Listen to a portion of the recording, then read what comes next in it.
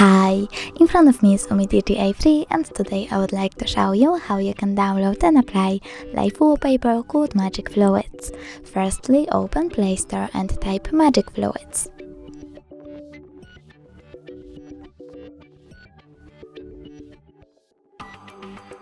Then download this app from this developer. Now open it.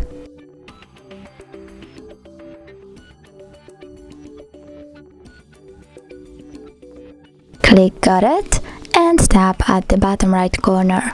Choose Settings. Now click I accept.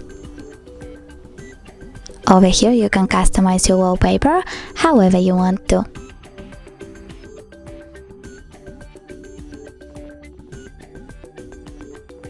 When you're done, tap at the top right corner and bottom right corner again.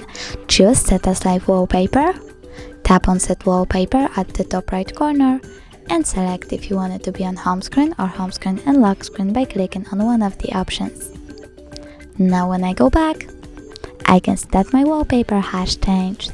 Thanks so much for watching. If you enjoyed this video, don't forget to leave a like, comment and subscribe. Bye!